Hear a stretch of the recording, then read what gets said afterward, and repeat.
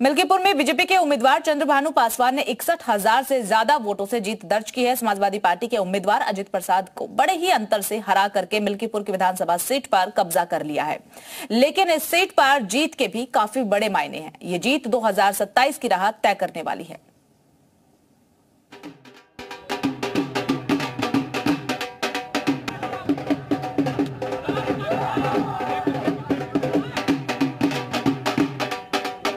मिल्कीपुर के महारण में बीजेपी ने बाजी मार ली।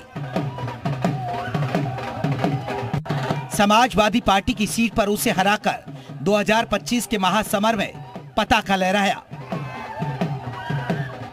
मिल्कीपुर उपचुनाव की जंग में बीजेपी ने बड़ी जीत हासिल की है। विधानसभा उपचुनाव में पिछले 9 सीटों पर बीजेपी और सहयोगी ने 7 सीटों पर बम्पर जीत के बाद सपा को बड़ा झटका दिया था। लेकिन अब सबकी निगाहें मिल्कीपुर की लड़ाई पर थी। 2024 के लोकसभा चुनाव के दौरान फैजाबाद सीट पर समाजवादी पार्टी ने कब्जा किया था। मिल्कीपुर से विधायक अवधेश प्रसाद ने बीजेपी के 2 बार से सांसद लल्लू सिंह को हराकर बड़ा उलटफेर कर दिया था।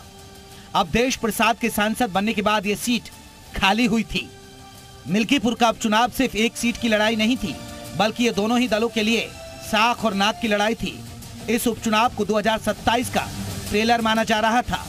मिल्कीपुर के निर्णय से हमें ये लगता है कि 2027 में अखिलेश यादव जी की राहें और मुश्किल हो गई हैं, क्योंकि उन्हें ये देखना पड़ेगा कि पीडीए जिस गठबंधन को लेके आए थे पीडीए के साथ 2024 के चुनाव में, वो अब चलता नहीं दिख रहा है। जनता ये समझ गई है कि संविधान और आरक्षण के जो मुद्दे थे वो सिर्फ केंद्र में सरकार बनाने के लिए बनाए गए थे।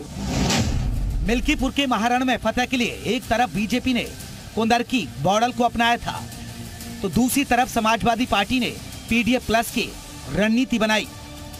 एक तरफ बीजेपी ने मंत्रियों की फौज को उतारा, दूसरी तरफ समाजवादी पार्टी ने 40 स्टार प्रचारक उतारे।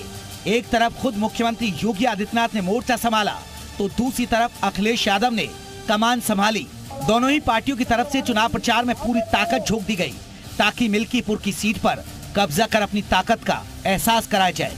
अब मिल्कीपुर की बाजी बीजेपी ने अपने नाम कर ली है, तो जाहिर है कि योगी आदित्यनाथ के नाम का जो जादू मिल्कीपुर में चला है, उससे बीजेपी कार्यकर्ताओं का उत्साह दोगुना चौगुना हो जाएगा और अब 2027 के लिए जोश हाई रहेगा।